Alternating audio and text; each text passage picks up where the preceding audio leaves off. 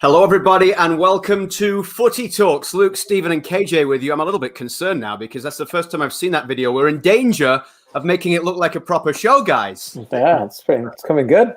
That's pretty professional. I was thinking today as we moved into October, we started this, just the three of us trying to keep busy and do something to talk and keep connected with people back in March. Who would have thought that now October, we'd still be going on with these weekly Footy Talks? It's great stuff. It is great stuff. I really enjoy it. Good to see you both again. And I was having a conversation with somebody this week, actually, within the Canadian soccer media and circles about how those conversations need to happen and how, different people in different markets are doing it in different shows. And every show is important because it can never just be about the games. And hopefully the fans are continuing to enjoy that. And we're certainly enjoying our time with you. Footy Talks presented by Benjamin Moore, and a couple of great guests coming up today, Stevie. Looking forward to chatting with Alejandro Pozuelo and Jim Curtin coming up very shortly because we've got another top-of-the-table clash coming on TSN this weekend. We'll get through everything in Major League Soccer and also talk about the Champions League draw, which is just wrapped up as well within the next hour of the show. But that TFC Columbus game just had something different last weekend in terms of the level. I know certainly calling that game, you certainly at the end of the game felt a lot more energized in what you just watched than the previous Wednesday when we called the TFC New York City game. And it has the potential again this weekend for two of those top Eastern Conference teams to produce a really good spectacle. Yeah, it's another top-of-the-table clash between two excellent sides, and excited to get Jim and Alejandro in later to talk to us. Two guys who are going about their business really well in 2020 under difficult circumstances. The Philadelphia Union are one of the challengers at the top of the Eastern Conference. I think they'll be there right till the end. And so that makes them contenders for MLS Cup glory. So excited to hear from Jim. A brilliant game last week, Luke. I really enjoyed it. Playoff pace, wasn't it? Had that little bit of zip and intensity to the pace right for the start, right for the first moment. And I think Columbus had the best of the first half. But TFC definitely had the better of the second half. Thus meant they had the better of the game. They absolutely destroyed the Columbus Crew in the second half. They played some of their best football this season in years. I think KJ mentioned it as well, but really like sensational stuff. When they're like that, they're focused, they're determined, they're on the front foot. Oof, they're hard to beat, KJ. Yeah, I said it was one of the greatest halves of football, I think, in franchise history. I generally believe that when you throw everything into the mix of what they've gone through, playing a home game in the United States, just the contrast on the first half as well. And I cannot help but loop this together in terms of, and we'll get to this with Jim Curtin, who's been extremely respectful about how he looks at TFC. But there's just something about this Toronto FC team in this era that when they're challenged up against a top Eastern Conference team, they really take it on board. In MLS in 2020, you talk about the New York game. Sometimes you're going to have ups and downs. Sometimes the players, they're going to say they're up for it. They are, but they're not. Are they giving 100? That was 100% versus 100%. Columbus, particularly through Artur in midfield, was tremendous in the first half. Greg Vanney made adjustments. And in the second half, TFC have that level. They have another gear that some other clubs that don't have. Philadelphia believe they have that gear. New York believe they have it. Columbus believe it. Atlanta, they all think they have it. But TFC have somehow found another gear against a lot of these opponents over the last few years to continue to be the Eastern Conference champions. They were backed into a corner and they came out fighting. And I thought they were terrific in the second half with the tempo and the quality of the attacks. Still to come on Footy Talks presented by Benjamin Moore. A little later on, we'll be joined by Alejandro Pozuelo, who is putting himself together an MVP season right now. But Jim Curtin joined us a little while ago on Footy Talks from the bubble in Disney. Now delighted to say he's back with us and presumably in a little more comfortable, familiar surroundings there, Jim, in Philadelphia. Really appreciate you taking the time to come on with us once again. It was fascinating last time you joined us at Disney. Thanks for being with us, Jim. Thanks for having me, guys. And it's, I have to say, I think I speak for all the players and coaches. It's great to be out of the bubble. Listen, but things have been going well for you guys on the pitch. 4 wins in the last 5. It seems as if you're ticking along nicely. Since we last caught up with you in Orlando, what's it been like just mentally as well going through all of this? And how do you ensure that your players are able to perform at that highest level as they have been the last few weeks amidst everything that's going on around the game, around America, around the world? Yeah, look, I think everybody's had to learn to adjust and adapt, certainly. So again, It feels like we've had 4 to 5 restarts to this season, and it's been tough to keep a rhythm. But you are starting to see the teams that have been organized, have been together, have defended well as a group, and have attacked well. You're starting to see them separate a little bit from the rest of the league. TFC certainly in that category for sure. Gosh, watching the tape last weekend didn't build a lot of confidence in me, to be honest. It was scary. But again, it's been a unique season for everybody. I think we're all trying to make the most of it. I think we all miss the fans a ton. That's probably been the biggest thing. It's made going on the road still a challenge, but certainly less of a challenge. You know what I mean? So the momentum and the ebbs and flows of the game are such that momentum can be pulled back very quickly. With I think we've all been in stadiums where you can see the goal or a big play happens, whether you're on the positive end or the negative end. You can feel it in the stadium where you go, uh-oh, this is going to be tough to get out of. That part's kind of left our game, which has been the strangest part of all of this. So, I can't wait till that time is back. Certainly going to Toronto is always one of those games where you better be up for it because the crowd is intimidating. When they start playing and knocking the ball around, they're really tough to stop. So we are grateful that it's where we're going to be, Connecticut somewhere. Yeah, have you been to Hartford? Do you know it? I don't know Hartford well, and I hope I plan on staying that way for the rest of my life, to be honest. That's fair. Jim, you used the word, adjusting there and adapting for this whole thing, and that's for everybody. But as an evaluator of your own team, have you got to do that as well? Like, I know things have been mainly pretty positive for you, but during this pandemic where obviously we're traveling day off, sometimes you're playing in different environments. When you evaluate your own team, do you have to evaluate through a little bit of a different lens than you've done in the past? I think so. Look, I think we talk so much about, the physical demands on players and how they are on the field every day. I think this year more than ever, we have to take notice that these are human beings as well. They have families back home that they're away from for long stretches of time.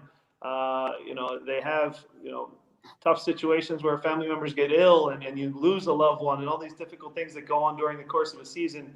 That I think sometimes the mental part of the game, the mental health of these players is something that doesn't get talked about enough. I think it's getting talked about more, which is a positive. I think a lot of pro athletes now are feeling more comfortable coming out that these guys aren't superheroes and they're not just able to robots that can just kind of deal with the challenges that the job brings and then off the field with what comes with that. So I think you're seeing now, the importance of the mental aspect of the game. And this season, I think more than any has been challenging. I'm sure Greg Vanny would say the same thing.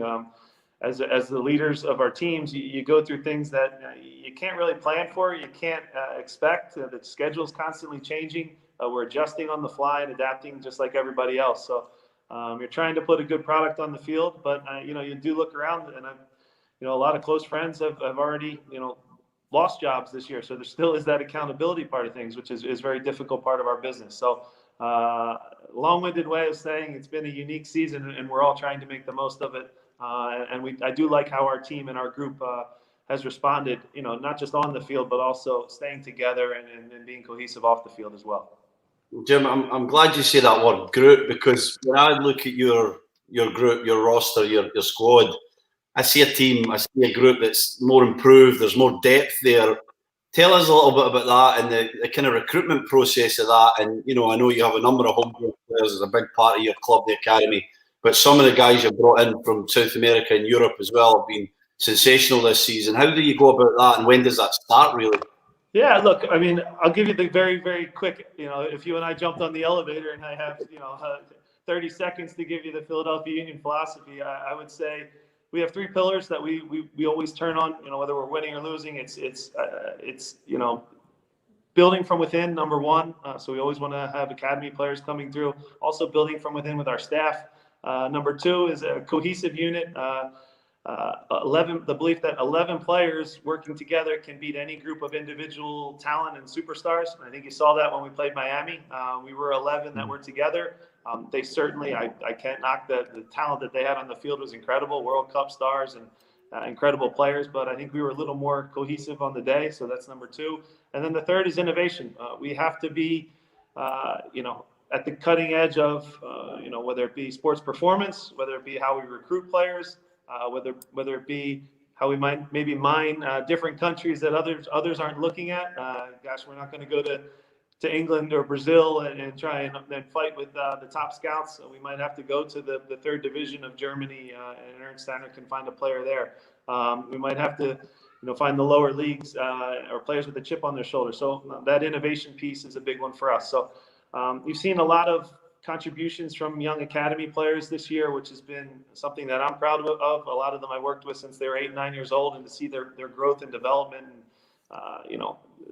The trajectory isn't always like this, guys. I think you all know that. It's not just this perfect rise to the top. They have little dips. They have, moments where they have tough seasons, but they've all stuck with it. And now you're starting to see guys like Fontana, Aronson, McKenzie, not just out on the field, but out on the field dominating and making big plays. So that was the quick version of the philosophy and some insight to what we're trying to do here in Philadelphia. We don't have all the answers yet, that's for sure, but we're certainly, I think, trending in the right direction over the last several seasons. And speaking to that, though, Jim, it's not just your first team either. I saw someone comment last night, Philadelphia Union 2 were playing in USL, Paxton Aronson scoring from the corner there with the Olympico. Yeah. But I think the comment was that every player in that starting lineup came through the academy, and the average age, was it 17 and a half years or something like that in USL last night? Yeah. And people, unfortunately, are watching that game a lot right now for the losing goal. I don't know. Yeah, it's a crazy goal. That's everywhere. But no, it's a big step for our club to have, like you said, all homegrown players out there, 17 years old, playing against men. I think that's the best way to learn. I believe that there's no such thing as too young or too old. There's only good and bad in football. So, we have good players. We have good young players that we encourage to be fearless on the field. You have to put them out there. You have to let them struggle. Like I said, it's not going to be perfect, but, I believe in the Canadian player. I believe very much in the American player. And I think that, you're starting to see, that we do have a lot of talent in this league and in this country. So again, it does start with giving them that opportunity. And look, I've learned in a short time that I've been coaching that more times than not, these young players reward you rather than let you down. So again, you have to put them out there, though, and I encourage all young coaches to do the same at any level that they're coaching at. And with that, Jim, within those pillars that you talked about, I'm sure within one of those is a succession plan, is it not? I know there's lots to talk about. Brendan Aronson now leaving. I'm not sure what you can or what you can't say about that, but this is a league now that, even the commissioner has talked about the importance of being a selling league as well, to let these guys go. And we've seen Reggie Cannon go, and now people are looking at Rossi and Barco and many others. And maybe you could just address that in terms of knowing inevitably when you've got to have a succession plan to move on these guys and bring others in. For sure. I don't want to speak for Canada, but I know certainly in America, we have a horrible understanding of, the transfer market and how soccer works. We have too much of a NBA, NFL mentality where it's, I don't want to get rid of our best players. I want to win. They don't understand that now this influx of money gets invested right back into the club. It gets invested back into the academy. It could lead to buying a big player. They don't understand the nuance of, as an example, if Brendan or Mark McKenzie goes to a European club and then gets sold again, we keep a big percentage of money. So it's the business side, I think, is tricky for the American mindset to grasp. People are starting to understand it a little better. And I think the bigger the numbers, like anything with finance, it gets more people's attention and they go, oh, that is a model that can work in the States. So you're starting to see some big ones. Obviously, Alfonso Davies broke every kind of record with what he's done. And now all of a sudden I remember defending against him, trying to have guys deal with him defensively as a winger. And now he's the best left back in the world. So again, with the growth of players and young players, it's interesting to watch when they pop. So again, I think our league is on the right trajectory of becoming a selling league, which I think is important. But I think it's a step also towards, look, when the ownerships talk in our league now, it's not to just become a selling league, it's to become the best league in the world. And that's the ambition of these men and women that are in charge. and they're smart men and women. So I think they see this as a step towards that. If you look at a lot of different leagues in the world, I think they've all gone through different growth patterns and trends and different things. This is probably where we are at now. But I think the longer term goal, whether it's 10, 15, 20 years from now, we want to be like the Bundesliga. We want to be like the EPL. We want to be like Spain. So I think this is a step in that. And I think we'll look back on it as a time where, gosh, this league has so much talent. They're flipping young players for 5, 10, 15, maybe $20 million someday. I remember those days. And now we're the ones mining. Again, I don't want to get ahead of myself, but now we're the ones mining Germany. And all of a sudden, that's the long-term goal, I think, of the league. And I actually, gosh, I didn't think it would happen in my lifetime, but I'm starting to believe this is the direction it's going. The game continues to grow so fast here. It's been awesome to be a part of. Exciting. Jim, I want to talk about another one of your superstars, your goalkeeper, Andre Blake. Yeah. I think he's really establishing himself as one of the elite goalkeepers in MLS in North America. And what would be a problem even hold on to someone like him in the not so distant future? Well, Steven, as a center back, how important it is to have a great goalkeeper behind you. It changes how our center backs defend. It changes, just how we can be aggressive, how we can step our lines, how we can be brave. So Andre has been a guy for us that's been a real safety net back there and has made big save after big save. So, I can't say enough with how good Andre's been this season. I think, it's always difficult for defenders and goalkeepers to get mentioned as the top players in the league. I get that part of things. And certainly you guys have probably the MVP of the league this year in Pozuelo for me, whether it's Jordan Morris, you could say. But I think, gosh, in terms of a guy that I'd like to watch, I pay to watch Andre Blake. I pay to watch Pozuelo. These are guys that get you excited about the game. And again, we're fortunate to have Andre. He really lets us keep a high back line because we know, yes, we will concede some chances, but he's there to bail us out when need be. Just got a couple of minutes left, Jim. I really appreciate, again, you taking the time amidst your busy schedule of getting your team ready for this game on Saturday, which we're all very much looking forward to. You mentioned you'd seen TFC Columbus. We commented off the top of the show about how much of a good game it was between two good Eastern Conference teams and that we have the potential for this sort of a standard of game again this weekend. What did you make of that TFC second half performance and how difficult is it to, for me, it almost came from nowhere after Columbus had such a strong first half, and they come out and they were just able to turn a switch like that and perform to that level. Yeah, we just played Columbus in Columbus, so we have a little bit of a benchmark there. And Columbus, I can tell you guys, is an incredible team, especially defensively. Everybody will talk about, yes, they're scoring goals this year, but their goals against this year has been incredible. So when a team like Toronto does that to them in the second half, you kind of turn your head and you go, all right, well, that just shows you when Toronto gets going, it's almost indefensible, I should say. It's really tough to stop. So our goal will be now to try to disrupt them as best we can. Look, everybody knows Pozuelo, like I mentioned, and Josie Altidore, and how incredible he still is in our league.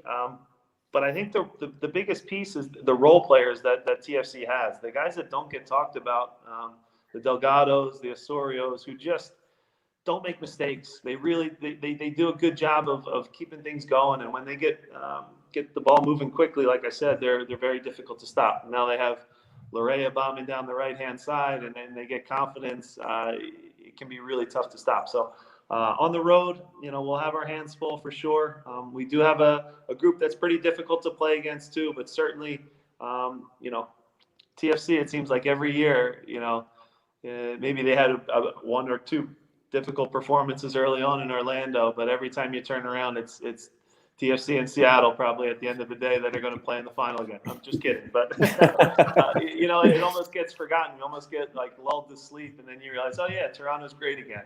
So it speaks to the job that Greg's done there, the consistency. It's something that we aspire to as a club. But again, they have a great team, and it'll be a really tough test for us. Last one from me, Jim, is just on Pozuelo. You said he's probably your MVP. The discussion continues about that. He's almost played so many different positions: false nine, wider on a front three, a box-to-box player, a number 10. What is it about him that you'll talk to your team about? I know you've got a very good defense as well that you need to keep an eye on Saturday the most. Yeah, look, I hope he doesn't get upset for me talking about him, but we just played Montreal as well, and I'm on the sideline with before the game with Thierry Henry, which again, that's surreal for me. Again, it's crazy to be talking about that, but the first name that came out of his mouth in terms of a game changer in this league was Pozuelo, and I said the same thing. You just like how he plays the game the right way. Right, left foot, the passes that he sees. Not many human beings see. So, for Thierry to bring that up, obviously I speak the same way when I talk about that player because he's just seems like such a great professional, and the short interactions he had with him walking off the field or whatever it might be, just seems to respect the game and play it the right way. And his talent and ability on the field with the ball and without the ball is something that's special. So we'll have our hands full for sure. He's a tough guy to stop. It's not a one-person job. We'll have to have lots of people get around him to try to make him play square and backwards. If we've done that, we chalk that off as a real success when such a talented player's on the field like him. Well, listen, Jim, one day soon we hope to catch up in person at a stadium or a hotel lobby, but for now we're stuck here. We're not allowed to leave the country. So we'll be calling the game from here in Toronto this weekend. Best of luck as you head to Hartford. Really appreciate you taking the time. Thanks Jim. We miss you. Having me, guys. Thanks, Jim. Jim Curtin, the head coach of Philadelphia Union. Toronto's a better city than Hartford, Connecticut. I can guarantee that. We'll see you here soon. Thanks. Thanks, guys. Jim. We'll see ya. Jim taking the Philadelphia Union to Hartford, Connecticut. I'll wait and see if that Brass Bonanza goal song is ringing out around the UConn Stadium. By the way, Pratt and Whitney Stadium at Rentschler Field, home of UConn Huskies in East Hartford, Connecticut, is sort of a much longer description than having to just say BMO Field. So it takes up much more time in country to describe that. It needs like a Brazilian shirt name, doesn't it? Just like a nickname, really. The Pratt? I wouldn't go that far. The Rent. Yeah, maybe. There you go. We'll come up with something in time for Saturday. Always great catching up with Jim there. Alejandro Pozuelo coming on the show a little later on. Philadelphia Union, in the last 5 games, have won 4 of them, including the last one against Miami. They did play Columbus a few weeks ago. That's the one they tripped up on. But it has been a very good run for Jim Curtin and Philadelphia Union, as it was for TFC. And Richie Larae is the player of the week this week in Major League Soccer. Sophie Schmidt was the player of the week in NWSL. First time that's ever happened that Canada has had players of the week on the same week from both the NWSL and from Major League Soccer. So no surprise that Richie Larae is our Benjamin Moore do-it-yourself player of the game this week because he did it himself. And it wasn't just the goal that he scored, it was the other couple of assists. Just when we talked about Richie Larae a couple of weeks ago, as we will get the chance to see what he was able to do at the weekend there against Columbus Crew. But we talked about him on the left side when he set up that goal for Piatti in Montreal. And it just seems as if, Stevie, there continues to be another level from Richie Larae each time we get the chance to see him play. Yeah, just outstanding consistency from Larae at the moment. And he's a guy that's playing with so much confidence and assurance, I guess, in the position. And I think that's credit to him. We have to keep reminding ourselves that this lad only started playing this position a year ago. And he had a meteoric rise in that time and was important for TFC, and then won his first Canadian national team cap, full national cap. And now we're starting to see this consistency of defending, positional play, and of course the magnificent trickery and ball control and dribbling ability that he has. I just think that he's going from strength to strength. I'm not going to compare him to Alfonso Davies, but I see a guy in a right back position who is improving at such a rapid rate that I don't know where it's going to end, if you know what I mean, guys. That's what I'm so excited about. If he keeps improving like this and he keeps learning and he keeps picking up the required pieces to play in this position, then I truly believe that Europe might be beckoning for this guy, because these quality performances are unrivaled, KJ. The consistency he's showing. Now, there's a long way to go, not getting carried away. But like I say, if the improvement keeps coming, what kind of heights can he reach? Yeah, no doubt. Look, as you said, the rapid rise has been really, something to be surprised about. I think he would admit that himself. Look, I think it's essential to the way TFC play that player in that position, and it's been Arrow at some point as well, has got to be able to perform and has got to be able to make a difference in the final third. And the key for me is when Richie Larae is at his strongest point is when he's one-on-one with the defender. Because now you're seeing in that goal there that when he gets one-on-one, and we've seen it a lot last year with his goals, also, just terrorizing Matarrita for the penalty that led to the goal on the playoffs, which he already did against Matarrita in the regular season game as well. There's multiple examples now of when he's one-on-one with the defender, they don't know he can go inside or out as well. He's just as good with both feet in that one-on-one dribbling position. Of course, his preference is to always go wide right because that's ultimately going to be the finishing end product with the cross or the shot. But he can go inside as well. And when you're one-on-one with the defender, the left back is worried. And the left back is often also coming from a place where he's half thinking about that inside attacker as well, whether it be Piatti or Pozuelo. So he's come from another route to come across to that point. So the way TFC is setting up, I think, Stevie, that Piatti-Pozuelo role there is elevating, Richie Larae's game as well. Not taking anything away from Richie Larae. He's obviously taking advantage of it. But that setup, because if you defend narrow against TFC, you need that width. And they haven't always had that width. And I think Richie Larae brings that width that Greg Vanney needs in that system. Would you agree? Yeah, I absolutely agree, KJ. And that's his role. It's to try and bring a team really narrow. And he's the one player, especially when it looks like it's coming over to his side, that has to provide the width. But what we're now starting to see, and I agree with everything you said, that there's a doubling up going on with Pozuelo and Piatti, maybe even an Alto in a central area. It's leaving Larae a 1v1. We saw the example against Montreal, didn't we, on the left, where was it Binks, whoever it was, kind of gambled a little bit, and then all of a sudden he was away and there was no getting back. So now I think we're going to start seeing some teams saying, or coaches like Jim Curtin saying, hey, Larae gets the ball in the last third here, you better get over and support your fullback. He's vulnerable. What does that do? It frees up a Pozuelo or an Altidore in the middle, and it frees up space. And this is the key to a successful team. You have these different attackers, vantage points, people that can hurt you, and then it leaves a team very vulnerable. And I think Larae is becoming that kind of weapon for TFC. Long way to go. He needs to keep up this consistency. But I have to say, I've noticed some real improvements in his defending as well, guys. His sense of the danger is a lot better than it used to be. His positional play is a lot better than it used to be. And I'm seeing a guy that's playing up there with any right back in the MLS at the moment.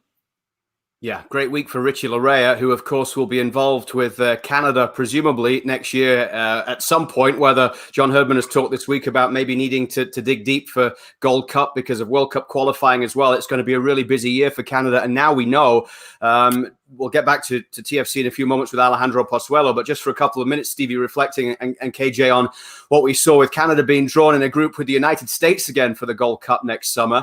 And I hadn't really thought about, until John Herdman was talking about it, how many games that are going to be coming Canada's way, and what a real difficult schedule it's going to be over the course of the next few months as everyone tries to play catch up, guys. And he might have to dig deep into his squad for that Gold Cup to make sure that World Cup qualifying is handled properly as well, Stevie. Yeah, I think he will. I think, you're going to have to rely on different brackets of player as well. There's no doubt about that. You think of where you can travel, when you can go, what a European fixture schedule looks like compared to, say, MLS. And I think that John Herdman is going to have to pick specific squads for certain camps. So that's going to be very important. It's going to give everybody an opportunity to show why they should be in the team and why they are worthy of a place in an ultimate squad like a World Cup or a Gold Cup, where you're picking 23 players to go away. But tremendous draw. I think a difficult draw for Canada. Obviously, when you're in the US, one of the favourites for the competition, you're going to have to show your worth. Martinique are no slouches, and then there's going to be a playoff for the last spot, but it could potentially be Haiti, who obviously knocked Canada out of the last Gold Cup. So a lot of interesting things to focus on here. I'm very excited. Hopefully, I'll be part of it in some way, but excited for the boys as well to go out there. These are the games they want to play. They want to play against the biggest teams to prove their development, prove their worth, and show their quality. And I think, KJ, that this is going to be an exciting year for Canadian soccer. I really believe this is a big breakout year for them. Yeah, enormous year. It's hard to think about a year that's bigger, really. You know, when we hope what can happen with the getting to the final 8, and that's still up in the air in terms of if it will happen in the CONCACAF format. But look, whenever the Canada gets drawn against the United States, it's enormous. It's big in every sport. You know, we had Mexico before, but you know, nothing is bigger than Canada, US. You know, it's going to drag more fans in that aren't just necessarily following the sport because it's Canada, US, and the rivalry. And we've already seen what they did in the Nations League. You put it in a major competition like that, likely in a US stadium. It's going to be a hostile environment again, and that's the key for this group of young players, that they get more of those. And that's why I think it's so essential that they make that final 8. And the journey is so crucial. Of course, the ultimate destination is Qatar 2022, and if they get there, wonderful. But for this group to grow, they need to play those tier 1 nations a lot. They need to play United States in the Gold Cup. They need to go to Panama, they need to go to Honduras, and they need to experience what it takes to get tougher and to have that kind of that mindset that is going to elevate them in the future as a group. So exciting times, tough times ahead, but really, you know, a great time for them to challenge themselves against the elite in the CONCACAF region. Yeah, and it's a difficult time for international football. Hopefully things have changed a little bit by the time we get to March, April, June, July next year. But right now we're in a position, guys, where Major League Soccer is going to lose players over the course of the next few weeks for an international window that they are playing through because of obviously having to get the schedule in and what happened with losing the games earlier on this season. But then with quarantine rules when players are coming back in as well, someone like Albert Rusnak, who has got to go away for Real Salt Lake, is got to miss potentially 6 or 7 games of this stretch here just to go away and play on 2 or 3 international games, Stevie. As someone who's represented his country, this pull between club and country right now, I know it's a situation that is completely, to some extent, out of the control of the people on both sides here. But if you're a player here now and you get the call up to go play for your country, and you know that you're going to have to come back in after that, not only miss the games while you're away, but missing games while you're in quarantine, how do you make that decision? How do you make that call? Oh, it's such a difficult one to make, isn't it? For that very reason, you play with your country because you're proud to represent your nation of birth. You know, your parents are watching, your whole family's, you know, focused on the game. And some of these games are very important, especially for the European nations. But then you're missing 6 or 7 games of your club who are heading into the critical part of the season, who pay your wages. So I don't know. I wouldn't like to be in any of these guys' shoes, Luke. I think it's such a difficult one to decide. I think there's going to be a real tug of war between the head coaches of clubs and the head coaches of nations. There's no doubt about it. Everyone wants their players. You know, I even noticed an argument, I know it's friendly games, but between Southgate and Jose Mourinho, because Spurs are playing so many games, he wants Kane to be rested, and Southgate needs him. He needs to develop what he's trying to build with his squad. So, you know, I never like to sit in the fence. You guys know me like that, but I actually feel for both sides. I don't think there's any great solution to this. I think it's case by case. You know, take it on the merits that it is, speak to the player, decide what's important to him. But, you know, when you're talking about a Euro playoff or a vital qualifier for your nation, then, you know, these things come around not that often. I don't know how many I played in my 12 caps, maybe 2, 3. And, you know, they're big opportunities for players. So I think if I had to be pushed and had to make a decision, I'd have to say I need to go and play for my country. But the quarantine is a big problem for me, Luke. When you're coming back and you're sitting on your backside where you could be playing, that is a big issue. I think that governments need to help. These guys are getting tested every day. There's nothing to say that if there's a negative test, that they should be allowed back into training. That's what I believe. When you're being tested as much as they are, if your test is negative, then you shouldn't have to quarantine the same as, say, you or I, who don't get the tests frequently. So that's my opinion on it. It's a very special profession, and in these cases, I think there has to be some kind of dispensation as long as it's medically safe.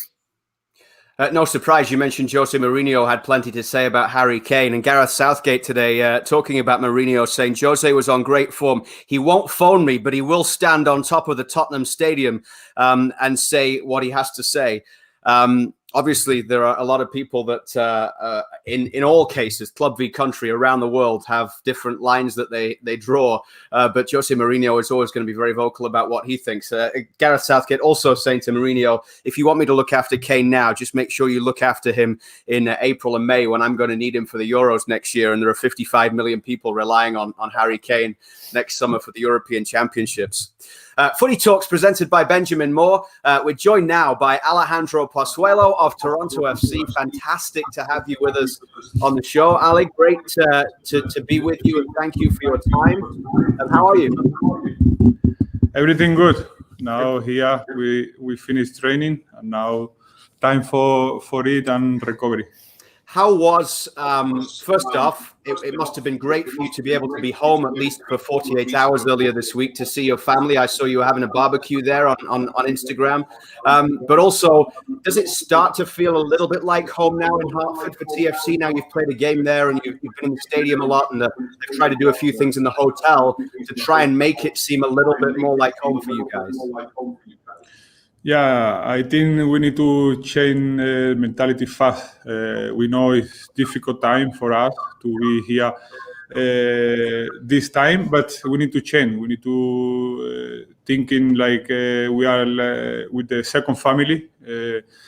We have good relationship between the player, between the staff. We do some game here in the hotel also with like ping pong or sometimes to do something different. But we need to change the mentality. We need to keep going, and we know we have 5 games now. And we need to keep going and win the more point possible. Are you the best ping pong player? One of the best. Yes. Never in doubt. Never in doubt. Of course he is. Who else is good? Yeah, Chelo, the physio is good. Pablo is between good and not good.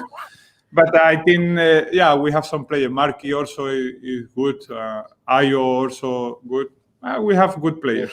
Talking about good players and talking about mentality, take us through the second half last week against Columbus. What was it like in the dressing room at half-time and then full-time? Because the second half performance, I'm sure, was one that you were all thrilled with.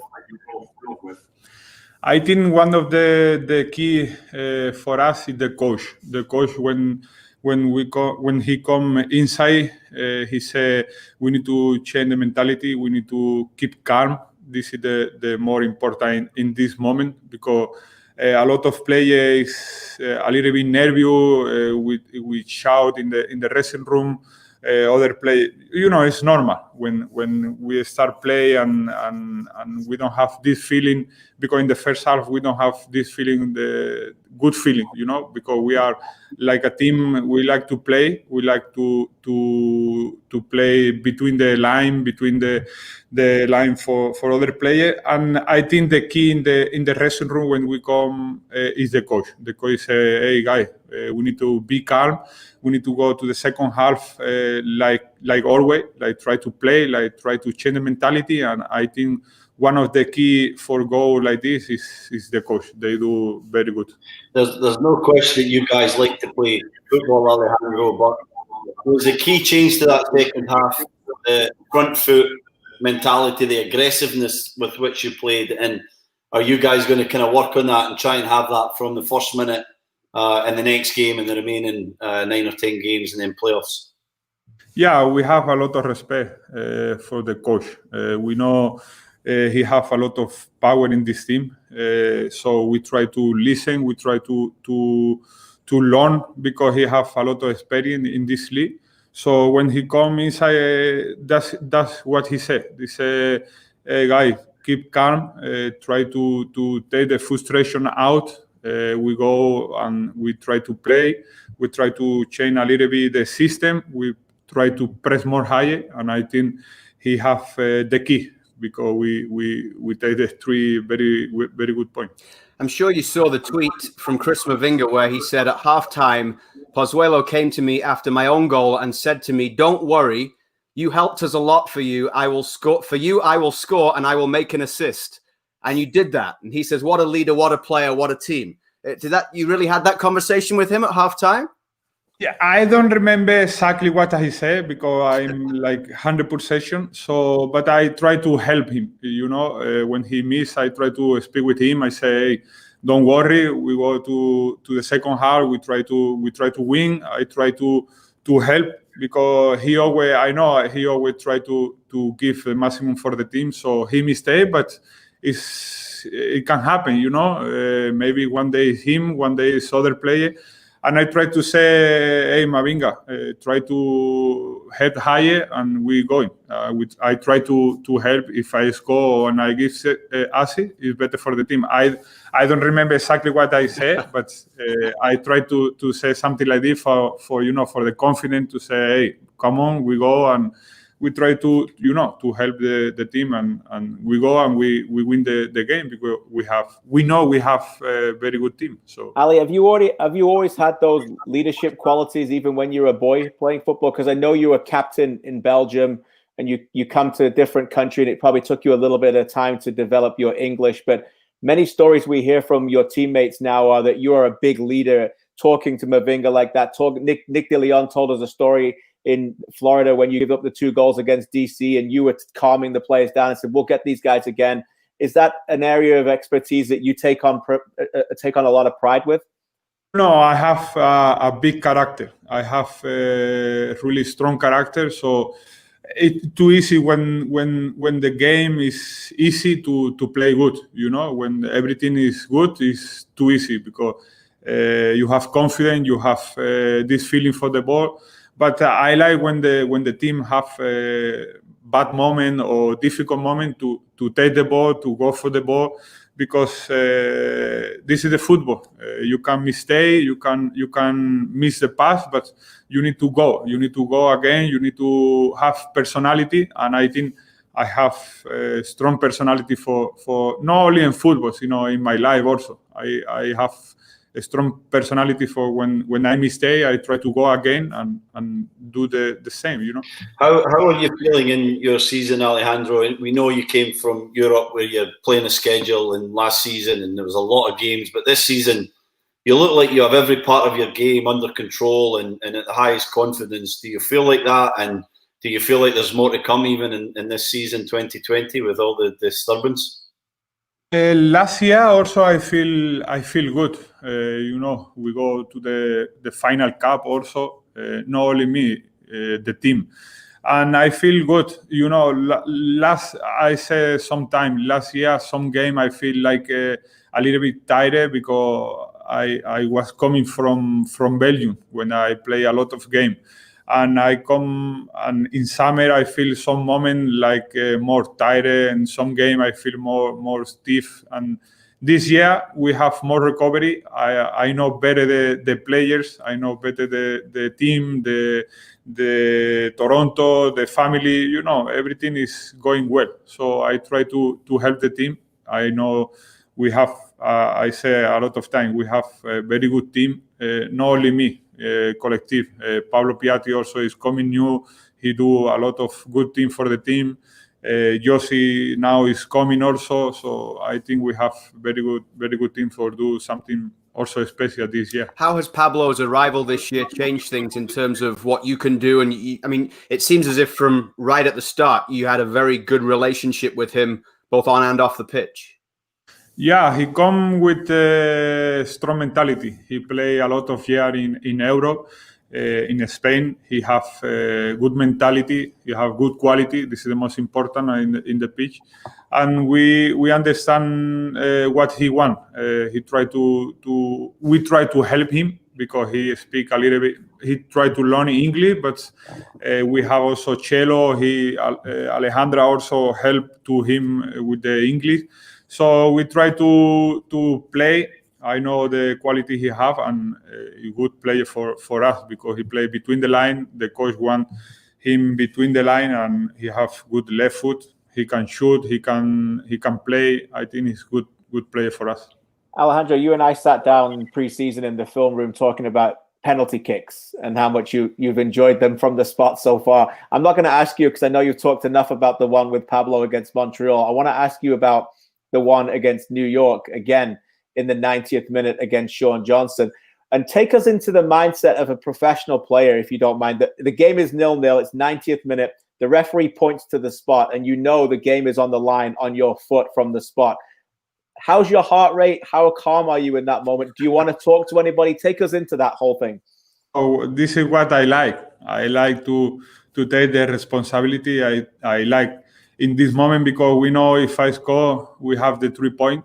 Some player I know they are scared to shoot in this moment, but this is what I like. This is what I play football. But for take this responsibility, I know I can miss, because everybody can miss the penalty. But I love and I like this in this moment.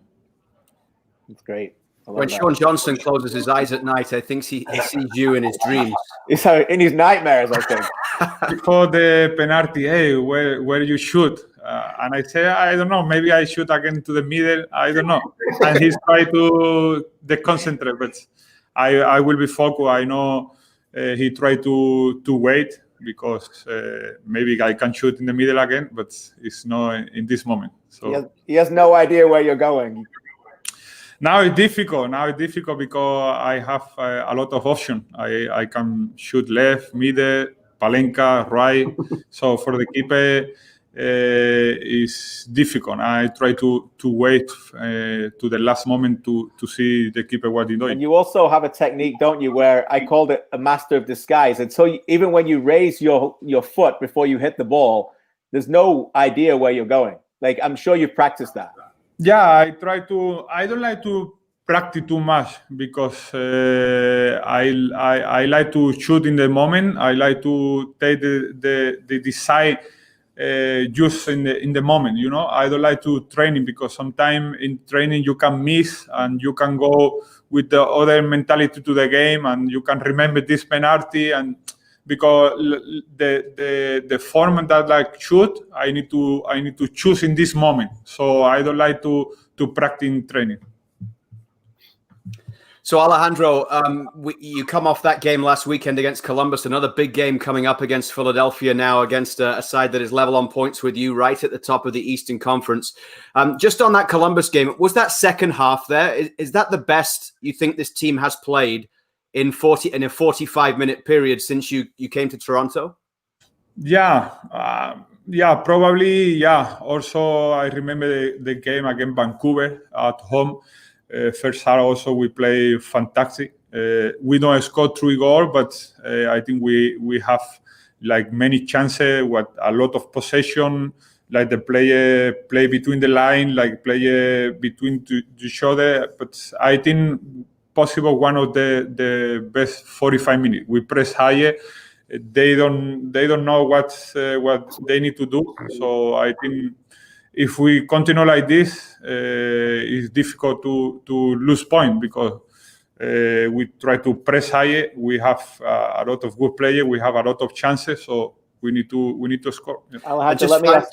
Sorry, KJ, you go. Let me just ask you finally from me. It is a team sport, and I know you only care about winning one thing, and that's MLS Cup. But there's a lot of chat right now about you winning MVP in Major League Soccer. What would that mean to you? Is it something you're even thinking about at this moment? No, I don't think so. I think it's more to the team. If the team don't going well, I think the MVP cannot possible for me. I think only chance to win the MVP if the team going well and we do something and we go to the final and we win something. I think the only option for win the MVP or have option for win is the team going well. Thanks so much for taking the time to join us. You said a few times today, we have a very good team, which is something you said to KJ in the interview slightly differently last year in the playoffs. Remember, they made T-shirts about that? Yeah, but now we're more worried. Hey, thank you so much for taking the time. We really look forward to seeing you back on the pitch at the weekend. We'll have the game live on TSN. And best of luck for the rest of the season, Alejandro. Thank you. Thanks a lot. Thanks, Alejandro. Bye. MLS MVP candidate Alejandro Pozuelo. I wish I could speak a second language. I tell you that much. It's it's incredible, really, when you listen to where he is now in terms of being able to talk like that. Someone who didn't. Does it surprise you though, guys? Does it? No. Sorry to interrupt. This is like just spending a little bit of time in the guy's presence. The mentality that he has. It's like whatever he puts his mind to. He's talking about ping pong as if it's like an internal competition, and he's doing well at that. It's one of them guys. It's like he wants the responsibility, and he even is prepared for failure. And that's the example of what Stevie can talk about a lot more than I can. But he's not paralyzed by fear at all, is he, Stevie? And that's what it's not stopping him elevating at all. It's like he wants the responsibility. He wants the ball. He wants to be captain or lead as a captain. He can talk to him on the field, off the field. Just get on my back and I'll carry you. And what a great example it is to see what TFC have signed here. I'm not sure, I'm sure they would admit this, that they never really knew they would get the full package when they signed him, because it's not just on the field that this guy's a legitimate superstar. You can see it off the field, can't you? Yeah, you can see it in everything that he does, just with the intensity that he even speaks to us with in our little interview there. He's just so focused and so professional. And, there's a couple of things I took from that. The ultimate showman, he's a guy, he's like the LeBron James, the Kobe Bryant and Michael Jordan, who, give me the ball, I want the ball. He wants all the eyes to be on him at the end or in the vital moments of a game. And there's not a lot of professionals want that, guys. There's a lot of people that, want to do their job and just are okay with someone else kind of grabbing the glory and being part of the team. And that's fine if that's what you are. But this guy, he wants the glory, doesn't he? And is that just born in you, Stevie? I mean, you've been around a lot of these players. Yeah, right? A lot of these players. It is. It's just born in you. It's a difference in your personality that I guess every professional soccer player has a large amount of extrovert in his personality, but there's more to the middle, and we actually do exercises with this with Canada where we have the quadrants and we work out where the players are, so that when we deliver our messages to the players, we know what kind of character that we're delivering to and what makes them tick and what they enjoy. And so it's a fascinating exercise to go through for any business. We did it with the national team. I'm sure TFC have done something similar, but this is a guy who was born with this outgoing, this extrovert personality. He likes the eyes to be on him, and he likes to be the main man. And I think that was an interesting answer there where, KJ and I think I even said live in the broadcast, well, he's got to be feeling the pressure here. No, he goes from being, his blood being like this to that in a positive manner. He wants to be in that position. And the other thing I found fascinating, KJ, you're the guy that's grilled him on the penalties more than anybody else, but I played with Shearer, who scored a lot of penalties, and I played with Graham Alexander, for anyone that doesn't know, Scottish national, Burnley with me. Never missed, did he? Never missed, did he? And both the guys practice penalties every day before a game, so every Monday and every Friday. And Shearer had a couple of areas. Graham definitely had his right foot whip, and he had his slice, so he hit it straight, but it's always sliced to that side of the goalie. And he practiced it, both the guys. And we've got this guy coming along. He doesn't even practice them. He doesn't want to have any sort of negative thoughts in terms of, because you always miss in training and whatever, and someone can start there, or he doesn't want to have any contrived, any idea what he's going to do. So I believe, and you guys tell me if you agree, that this guy, the penalty comes, he steps up to the ball, and he's still deciding what he's going to do at that. 100%. Yeah. He doesn't know where he's going to put that penalty until he's so cerebral, until he's assessed the goalkeeper, the conditions. His brain works so quickly that he's made 100 decisions in a split second, and he's going, right, okay, I'm going to Panenka, I'm going to put it to the goalie's left, the goalie's right, whatever he decides. And I find that fascinating because, it goes against the conventional wisdom that a psychologist would tell a professional player. They would tell them to go to your routine. You think of a golfer, how he sets up for his shot, he goes through his routine. It's the same every time. If a fly goes above his ball right at address, he goes back and he starts the whole thing again. This guy's spontaneous and still that level of quality. It just shows you the skill that he has. It is quite phenomenal, lads, and he's a very special talent. TFC are lucky to have him. Oh, this is my wheelhouse. I could talk about this for hours. mental aspects of sport, penalty kicks. I was actually talking to somebody at Manchester United this week about Bruno Fernandes and penalties, and he says this guy's been around football for a long time. He says he's never seen anybody practice more penalties than Bruno Fernandes. Never. And he scores a lot of them, by the way. United have got lots of penalties, but he's never seen a guy practice. So that backs up Stevie's point about Shearer and Alexander. The other thing I would say about that is that a lot of those guys, Shearer, Alexander, Letitia, Fernandes, it's all based on technique. The one thing about Pozuelo is, of course, it's based on technique, but he's almost winning a battle of mind before he gets the ball. He's assessing the goalkeeper, and we've seen Jorginho try it with the little step up, and Alisson Becker saved it this time because he stayed. Yeah. But the thing is that he doesn't do that little step, and as he pulls back his leg, he backs his technique, and he knows that if the goalkeeper doesn't move, he just side foots it into mainly the far right corner. He hasn't hit a penalty to the other side yet, by the way. He hasn't hit one yet either. But every one of them has gone goalkeeper left or down the middle. He never goes high either, does he? No, it's all down. So the goalkeeper's going to have to make a decision. And if he makes a decision, then Pozuelo's probably going to read it. And then so you've almost got to play a bit of a game with him. You know what I mean? You've almost got to, if I was a goalkeeper, and I don't know that much about penalties, but I've done my research. If I was a goalkeeper coach, I'd probably tell a guy, don't stand in the middle. Mm-hmm. Don't stand in the middle. You've got to do something different. Stand further over to the other side a little bit where he's going to aim it. And of course, give you a little bit of time to jump and spring and go the other way. And if he goes the far end and puts it in the corner, he's scored anyway. But you've got to try and do something different because he's got these guys on toast right now. It's a battle of mind. But as I said, he's, as much as he doesn't practice it, you go watch them all. It's like a as we said last week, a kicker in rugby setting up for it. His technique is flawless, and there's no tells. There's no tells there. And again, it's up here, and it's fascinating to listen to. I feel like if you gave him too much of the corner, though, he'd roll it right into the side netting. You know, that good. Like I get what you're saying, KJ, and I'm thinking, okay, move to one side, but I feel like he'd go, okay, fine, and he'd just roll it so far away in the other corner that you probably couldn't even. Probably would. He is exceptional. He really is, and he's a guy who trusts his technique, and that's the key. And another key thing there, what he said was, he's not afraid to miss. He understands he might miss, and that's a big thing, guys, because people miss penalties because they think about missing. They have a fear of failing, and if you sort of take away that fear right at the start, go, well, I am going to miss sometimes, and things are going to go wrong, like they did with the crazy penalty they tried, Piatti and Pozuelo. But then you just have the ability to kind of shrug it off and move on and go forward and then be prolific again. So, if he indeed does miss one, I could see him going another run at 9 or 10, 12, where he puts it in the back of the net. Right. Wasn't it your boy Gabo Kirai that wasn't happy at a penalty and just stood at the post, Stevie? Standing on the post, he was furious at the decision, and he was refusing to go in the middle of the goals.